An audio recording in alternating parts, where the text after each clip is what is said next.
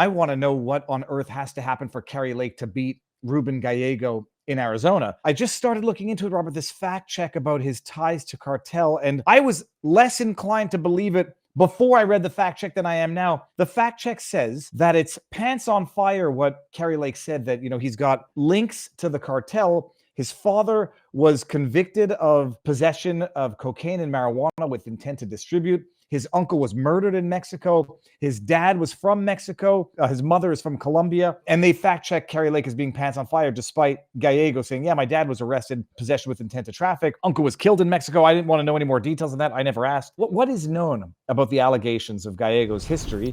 And what has to happen in Arizona for Kari Lake to win? She's at like 17% or 20% on Kalshi Poly Market and predicted all of these, despite everyone saying it's, 43 to 47%. And I appreciate that doesn't mean it should be more to 50-50 on the markets, but what does she have to do? And is she not wildly undervalued as far as betting goes? And that was what we predicted last week did come true this week. It's another example of using the legal system to try to suppress and censor information. The Gallego campaign, and Gallego himself personally, was trying to keep his divorce record secret, had kept him secret through most of the campaign. The Arizona Court of Appeals said they should have never been kept secret in the first place, and the Arizona Supreme Court rejected his emergency appeal, so those records are now public. But it didn't show what it wasn't as damning or damning at all. There was an allegation of in their divorce agreement papers that the parties agreed to no substantial history of domestic violence, which some lawyers suggest is an indication of domestic violence, but they agree to that so that one person doesn't get prejudiced in the courts. I don't know if you have any particular take on that. Well, I think the reason why he tried to keep it secret was primarily the timing of his divorce. That that basically he decided to abandon his wife when she was 9 months pregnant and take up with the person he was probably already having an affair with, who apparently worked in his office. So, it's just sleazy Democratic kind of behavior. There's no question of his familial ties to drug cartels, especially in Mexico. The only issue there then is, do you extend that to Colombian drug cartels? You don't have to watch the Netflix show Narcos to know that the two are indistinguishable and have been now for about 40 years. They're hand in hand. They don't grow the cocaine down there in Sonora. So who are they getting it from? The media fact-checking, trying to disprove that. Mostly the media's run very effective interference on his behalf, and he's using his name, Gallego, to get a lot of working-class Hispanic Mexican-American votes there in Arizona. And that's the reason, in part, he is being sort of inflated a bit in the public opinion surveys, in my opinion. But he has benefited from a lack of investigative review and prior court complicity in covering up the true nature of who and what he is. Not just ideologically, but in his family ancestry, but also his behavior as a congressman. And there, as a congressman, he decides to dump his wife on. I mean, put it this way: if that was a Republican, if that was Lake who did that, it would have been top news for 3 months. It just shows you the degree of disparity in the media coverage. And in this case, the courts were, at least for a while, thankfully not all the way through, complicit in the cover-up. The issue about the settlement documents between the spouses saying no substantial history of domestic violence, is that par for the course for any spousal agreement? Or when you see that, do flags go up? I've never seen it in a case that didn't involve domestic violence. Okay. Put that way. People are doom pilling and saying Katie Hobbs is in charge of the Arizona election again, so Kari Lake is done for. That's only partially true. Katie Hobbs has control at a state level, but the state really controls very little of the functional election apparatus in Arizona. That is heavily controlled at the county level and often has great control at the precinct level. And so we'll see what happens in terms of, voter registration, voter turnout. So far, if there was a case of, questionable ballots coming in, or Republicans all waiting until election day in Arizona to vote, which helped make a disparate impact on the election day vote in 2022 when machines broke down and the like, we should be seeing it in the early voting and mail-in data that's already available in Arizona, as well as the registration data. And instead, all the registration data has trended Republican. It's the evidentiary way you could prove your case from a court perspective. And when you look at it, there's some secret plan to steal it. It's got to be being kept secret from the people who need to implement the plan. In fact, it's quite evident that the Democrats believe the 2020 election was really on the up and up. They don't believe they stole anything. They don't believe mail-in voting had really anything to do with the higher turnout. They think, well, it was a pandemic, so it was just making sure those people could vote without risking their lives. Even though mail-in voting has fallen off a cliff in states where it was new and novel in 2020, they're saying, oh, that's no big deal. Those people are just going to vote early. Well, what happens when they don't turn up to vote early? Oh, don't worry, they're going to vote on election day. And what about the fact that the voter registration rolls are showing these massive shifts towards Republicans? That they just ignore. And they say, well, it's because all the Democrats decide to vote register unaffiliated this year. It's because they've convinced themselves that 2020 was on the up and up, that there were no bogus mail-in ballots. Alternatively, even if you didn't think they were bogus, that those are people who only voted because they were sent and mailed a ballot in states that don't historically do that for everybody in the state. And even here in Nevada, where everybody still gets a ballot, two things have happened. The voters' rolls got purged. So for the first time in a decade that I have lived here, I only received a ballot for my name. I'd always received multiple ballots and multiple people's names at my address, even though they hadn't lived there in 20 years. They finally actually did purge the voter rolls here. And consequently, I only got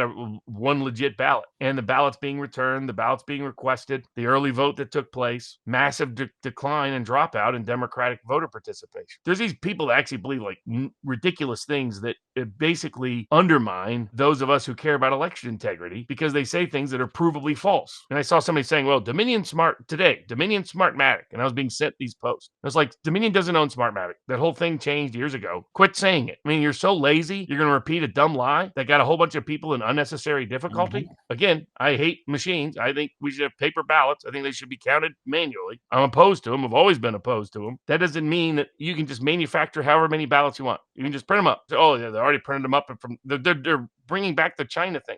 All these things are designed to get you to not vote. All these things are designed to help the other side that they claim to be working against. Ask yourself, what action do they want you to take based on the information they're giving you? And that should tell you what their real intentions are, their real motivations are. It ain't good. It ain't on your side. And so like some of the election law questions people had asked about is, people raising questions about machine flipping votes. That's why there's a paper receipt proof of that in multiple jurisdictions, and you can catch it. If that's happening with any machine, you say, hold on a second, this doesn't accurately reflect my vote. You tell them and they fix it. That's the point of getting paper receipts. By the way, the people who've argued for paper receipts forever, to their credit, has been Democrats. Republicans originally didn't want paper receipts. Illegals aren't on the rolls. The machines can't easily fix elections by themselves. You need votes to steal, to pack the ballot box. You can't just say, okay, I got 2,000 ballots, I'm just going to stick them in here, when there's not 2,000 people on the voter rolls that have been voted, when they're not even registered to vote now. There are things to pay attention to. The highlighted concerns, in my opinion, are still the same, which is, are we going to do meaningful signature match checks on the elections? Now, interesting, so far in Alabama, that case that went forward that we talked about last week, the federal district court, it did enjoin the state of Alabama from going forward because of how it unfolded. In other words, so Alabama makes this big deal saying we found a bunch of people who aren't qualified to vote on the rolls. It turned out 90% of them were, in fact, qualified to vote. People just running down every rabbit hole over and over again of doomer black pill theories end up undermining and sabotaging legitimate questions about election integrity by pushing the wrong story and the wrong narrative and chasing various red herrings around. I was curious to see what the evidentiary record was, and then it turned out the evidentiary record didn't support Alabama's position very well. It's like, okay, that mistake shouldn't have happened in the first instance. They shouldn't have made such a huge deal out of it. Look at how we're defending the election. We found these 50,000 bogus voters. If it turns out 45 of the 50 belong on the voter rolls and you were wrong. That's where it's important to focus. But where there is still legitimate issues, still ongoing litigation, most of it has been wrapped up. But one case that will likely reach the Supreme Court, it's several of Robert Kennedy's cases. One of them is out of Michigan that was filed in the Sixth Circuit Court of Appeals, where several federal judges dissented. Of course, the federal judges said they have new excuses, by the way, because the old one was, if you sued in spring, the case wasn't ripe. If you sued in summer, the case was already moot. If you sued in fall, by golly, that's latches. You should be smacked around for even bringing the suit, sanctioned for it. And in general, you never have standing when you need it. Here in Nevada, for example, there are still a few people left on the rolls that don't belong there, according to a very credible claim, a credible lawsuit. The district court judge said, you don't have any standing to enforce it. It's like, well, then who does have standing, right? It's a good point. Standing is still one of the major hurdles to constitutional enforcement in this country, as a bogus doctrine invented by lazy judges wanting to play Pontius Pilate rather than deal with their duties to enforce the Constitution, even in controversial cases. So there are case examples like that. But Robert Kennedy is pursuing is he's saying, look, I have a First Amendment right. This is a great theory that his lawyers came up with, which is forcing me on the ballot when I am now withdrawing from the ballot in that state is compelling me to engage in speech. And that's a violation of my First Amendment rights, because you're putting me on the ballot is me speaking, is me saying, I am Robert Kennedy, please vote for me. I have an affiliation with this party. I am seeking the nomination. I'm seeking the elector's nomination for the presidency. He goes, I'm not. So you're compelling speech. Well, how do the district federal courts get out of it? How do they weasel their way out of it? They weaseled their way out of it by saying, "Oh, res judicata." Res judicata is there are two excuses. We've already decided it. Yeah, the state court decided it. I was like, no, the state court didn't really. And that can't be res judicata. If the state court confirms and affirms the violation of your constitutional rights, now the federal courts can't do anything about it when the entire purpose of federal civil rights laws was to enforce it against corrupt state judges? Makes no sense. The other excuse they had was that the way the case was brought was that it's too close to the election. So it's like this is their late. It's either too early, hey, you don't know what's going to happen yet, or now it's too late. So it's a version of the rightness latches excuse. But they're taking the Supreme Court saying, don't get involved in an election 60 days before the election, judges, unless it's really compelling, as now their latest pretext to avoid any case where the state is playing games with the ballot. But several dissenting judges laid out the intellectual argument that obviously Kennedy's going to take up the Supreme Court. I think they may take post-election because of who they are. But I think may affirm that the candidate controls whether his name is on the ballot next to a party, not the party. When one of the questions the smart federal judge raised, he was like, okay, well, can states put people's names next to parties they disagree with? So can you actually get a Democratic Party elector by putting Donald Trump's name next to the Democratic Party? Could states decide we're going to stick Joe Biden's name back on the ballot? He's like, did you realize what kind of gamesmanship can come here? The Democratic judges don't care because they just want Robert Kennedy on the ballot because they think it helps. They're wrong, by the way. They're going to discover that on election day. It keeps coming up in the polling survey. The only people still voting for Kennedy when Kennedy's screaming at everybody, vote Trump, are people who can't stomach Trump, would never vote Trump, but dislike Harris enough, they'll be like, screw it, I'll vote Kennedy. That's what's going to happen. Harris's people are going to get screwed by this idiotic strategy. I think that's going to be an interesting case going forward, just like his case out of New York. One of the judges complained that he was pursuing both cases. That's his constitutional right. Doesn't want to be on the ballot in Michigan, does want to be in New York because he wants to establish the constitutional right against what they did in New York, which was exclude him from the ballot on constitutionally questionable grounds. So, yeah, we'll see how it goes. I mean, we will get interesting constitutional law at the end of this whole thing on elections, but I don't think we're going to face, like there's some people saying the Democrats won't certify now. There's two major hurdles with that. One, Democrats changed the law. Kamala Harris no longer has any legal authority to challenge anything in the 2024 election. Democrats demanded to make it clear, but they pretended that Pence never had that authority. It's like, well, then why did you have to pass a law to say the vice president doesn't have this authority if he never had it? Put that aside. People forget they passed that law. Harris no longer has any legal role whatsoever beyond ministerial in the certification of the election. So she can't block him anymore. Harris championed this law. The second problem they have is a political one. You can't go around for 4 years, including prosecuting and trying to imprison a bunch of people, saying that challenging an election is a federal crime, and then turn around and challenge an election. I get it's hypocrisy from the past. What people like Ratskin is trying to do is he's trying to get Democrats down ballot to please turn out and volunteer and vote and donate, even when they think Trump's going to win, by saying, don't worry, we'll secretly stop him.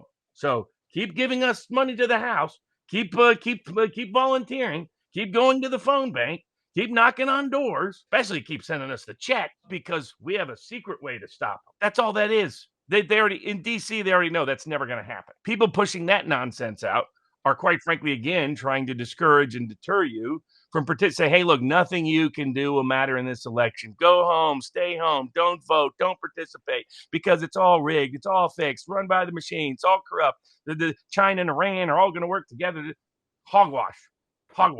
Trump is on the cusp of an extraordinary election that can have extraordinary legal consequences for the restoration of the constitutional republic from some of our perspectives. And anybody who abandons that because they buy into this nonsense should smack themselves in the face, wake up, and get back in the game. You don't win a game by quitting the game.